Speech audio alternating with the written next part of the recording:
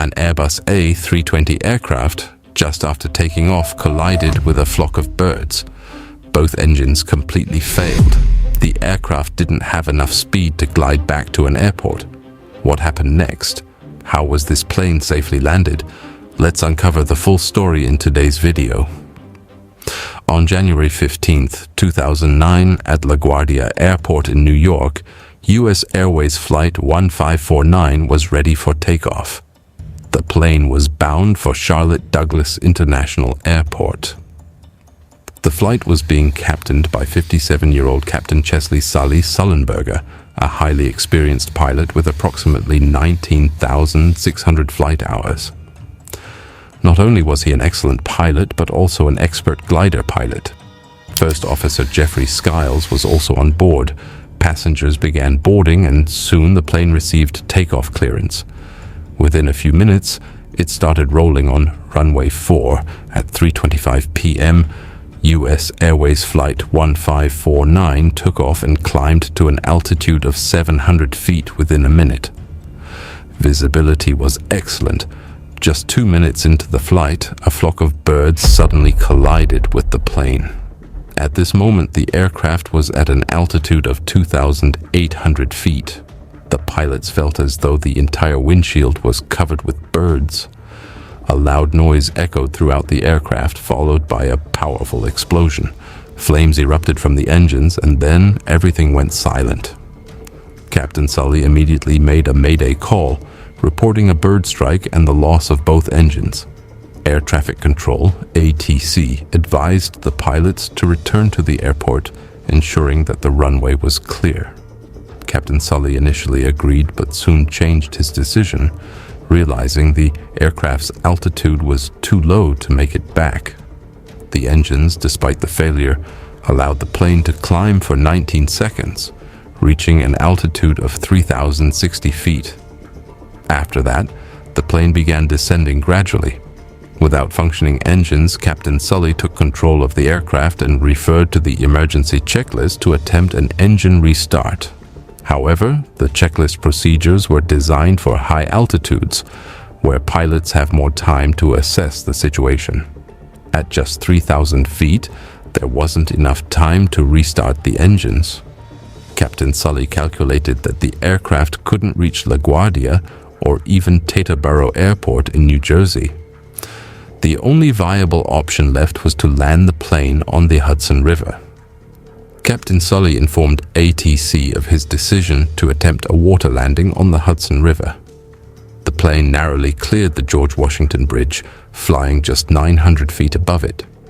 The flight crew warned passengers to brace for impact. Meanwhile, ATC alerted the Coast Guard for a rescue mission. As the plane descended towards the river at a speed of 230 kilometers per hour, Captain Sully skillfully reduced speed to ensure a soft water landing. A hard impact could cause the plane to break apart.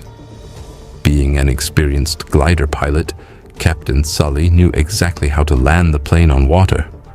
Planes are designed with sealed structures filled with air, making a water landing possible if all openings, like landing gear doors, are kept closed. The cockpit alarms began sounding, warning of the need to deploy the landing gear. Ignoring these, Captain Sully successfully touched the plane down on the Hudson River. The fuselage skidded across the water and eventually came to a stop. Airbus had anticipated the possibility of water landings and included a ditch switch in the cockpit. Activating this switch sealed all openings, preventing water from quickly flooding the aircraft. Captain Sully activated this switch, buying precious time for passengers to evacuate. As the plane came to a halt, Captain Sully opened the cockpit door and instructed passengers to evacuate. Passengers climbed onto the wings while rescue boats arrived within minutes. Despite water flooding the aircraft through the left door, all 155 passengers and crew were safely evacuated. Captain Sully was the last person to leave the sinking plane after ensuring no one was left behind. The plane sank into the Hudson River, along with passengers' belongings. To compensate for the loss, the airline provided $5,000 per passenger and refunded their ticket costs. On January 17th, 2 days after the incident, the plane was retrieved using cranes. The left engine had detached during the crash, but it was later recovered. Investigation revealed that the right engine's sensors were faulty, leading the captain to believe both engines were entirely inoperable.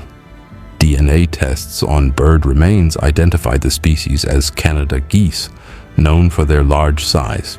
In response, authorities located 17 sites in New York with high populations of Canada geese. Approximately 2,000 eggs were treated with oil to prevent them from hatching, causing the birds to abandon these areas.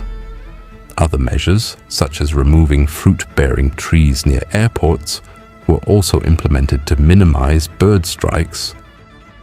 Captain Sully's quick thinking and the crew's professionalism turned a potential tragedy into a story of hope and survival.